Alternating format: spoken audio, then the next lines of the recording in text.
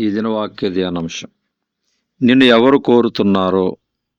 ఒకరోజు ఒక కుర్రవాడు తన తాతయ్య దగ్గరకు వచ్చి, తాతయ్య, సమాధుల దగ్గర ఘోరం జరుగుతుంది, అక్కడ సైతాను మరియు పేతురు గారు ఇద్దరు కూడా ఆత్మలను పంచుకుంటున్నారు అని చెప్పాడు. ఆత్మలను పంచుకోవటం ఏంటి? తాతయ్యకి ఏమీ అర్థం కాలేదు.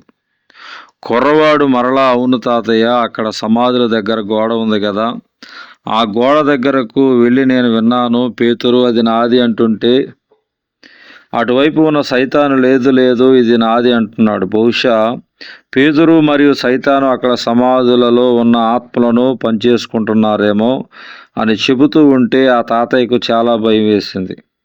సాధారణముగా వృద్ధాప్యానికి వచ్చినప్పుడు పెద్దవాళ్లకు మరణం పట్ల ఎంతో కొంత భయం ఉంటుంది కదా.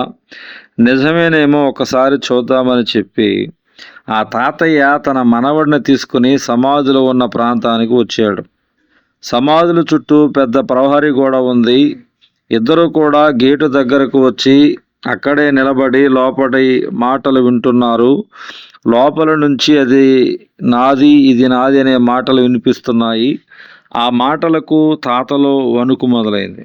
ఆ లోపట గేటు దగ్గర ఉన్న చిన్నది నాది అని, ఒకరు గేటు దగ్గర ఉన్న పెద్దది నాది అని మరొకరు అనగానే ఆ తాతయ్య గుండె ఆగిపోయింది.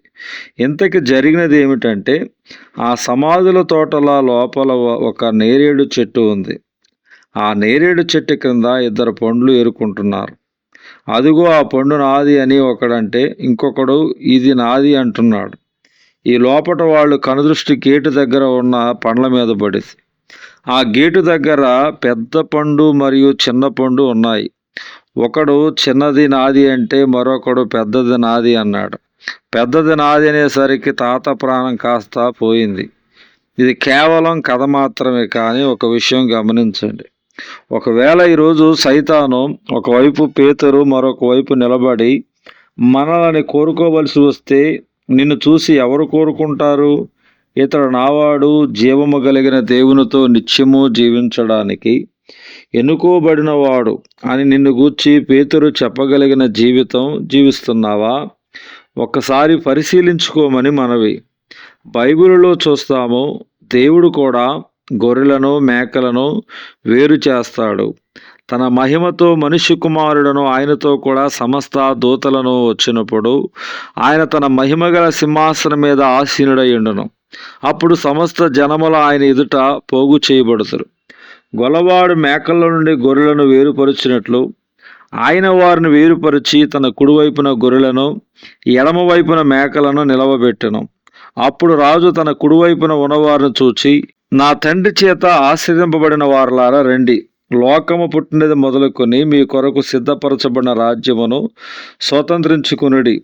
ఎడమవైపున ఉండేవారిని చూచి, శపింపబడిన వారలారా, నన్ను విడిచి అపవాదికిని వాని దూతలకును సిద్ధపరచబడిన నిత్యాగ్నిలోనికి పోవుడి. మత్తయి సువార్త 25వ అధ్యాయము 31 నుంచి 34, 41 చూస్తున్నాం. ఒకవేళ దేవుడు ఈరోజు పాపులను పరిశుద్ధులను వేరు చేయవలసి వస్తే నీవు ఏ వైపు ఉండబోతున్నావు? దేవుని చిత్తానుసారముగా జీవించిన, దేవుని వెంబడించిన వారే గొర్రెలు.